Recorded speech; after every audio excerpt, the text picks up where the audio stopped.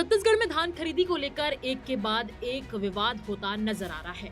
अब ये खबर सामने आ रही है रायगढ़ जिले से, जहां धान खरीदी के लिए बमुश्किल 8 दिन शेष रह गए हैं, लेकिन जिले में अब तक 100% किसानों से धान खरीदी पूरी नहीं हो पाई है। ये भी इल्जाम लगाया जा रहा है कि टोकन जारी नहीं किए जा रहे हैं। टोकन जारी करना तो दूर, कभी रकबा समर्पण कराया जा रहा है तो कहीं भौतिक सत्यापन के नाम पर किसानों को परेशान किया जा रहा है। इस मुद्दे को लेकर खरसिया विधायक उमेश पटेल सोमवार को किसानों के साथ कलेक्ट्रेट पहुंचे और अपर कलेक्टर से मुलाकात कर लिखित शिकायत सौंपते हुए तत्काल समाधान की मांग की। उमेश पटेल का कहना है कि जिले में अभी भी बड़ी संख्या में किसान धान बेचने से वंचित हैं। बावजूद इसके उन्हें टोकन जारी नहीं किए जा रहे हैं। कई पात्र किसानों को आरआई और पटवारियों द्वारा भौतिक सत्यापन के बाद भी धान बेचने की अनुमति नहीं दी जा रही है। हालात ये है कि जिले में आज भी कई किसान एक दाना धान तक नहीं बेच पाए हैं, जबकि खरीदी की समय सीमा खत्म होने की ओर है। विधायक उमेश पटेल ने आरोप लगाया कि सरकार ने एक एक दाना धान खरीदने का वादा किया था, लेकिन अब रकबा समर्पण और टोकन प्रक्रिया के जरिए किसानों को परेशान किया जा रहा है।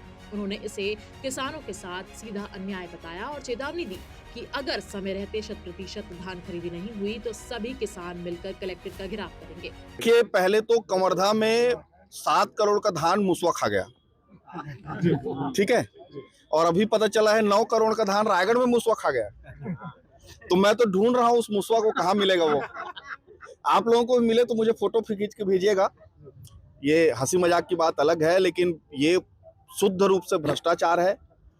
भ्रष्टाचार करते हुए यहाँ रायगढ़ में इस तरह का भ्रष्टाचार हो रहा है कि किसी की भी जमीन को, विवादित जमीन को छीन लिया जा रहा है धौंस देकर, कि मुसवा के नाम से धान को कम कर दिया जा रहा है। जो भाजपा के लोग हैं वो अपनी पूरी ताकत लगा रहे हैं किस तरह से लोगों को परेशान किया जाए, किस तरह से भ्रष्टाचार किया जाए।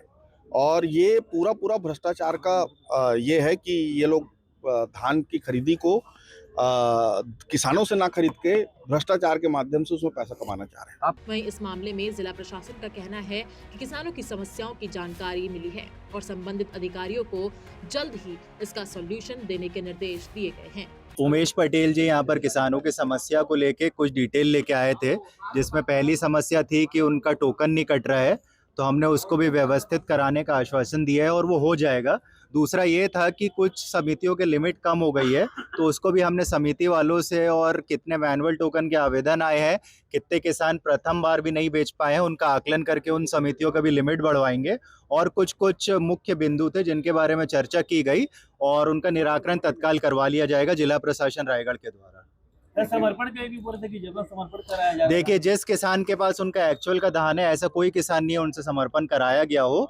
जिसके पास धान नहीं है, ऐसे किसानों के पास ही अगर उनका टोकन जारी हो गया तो उनका समर्पण हुआ है। लगातार किसान परेशान बोल रहे हैं कि पटवारी तहसीलदार चक्कर काट रहे हैं। हम लोग 24 घंटे लगे हुए हैं कि किसी भी किसान को किसी भी धान विक्रय करने के लिए, बेचने के लिए कोई समस्या ना हो। जो समस्याएं उमेश पटेल जी ने बताई है उसका त्वरित निराकरण किया जाएगा। तो धान खरीदी को लेकर किसानों के बीच हो रही समस्या को लेकर आपकी क्या राय है, हमें कमेंट करके अपनी राय जरूर बताएं।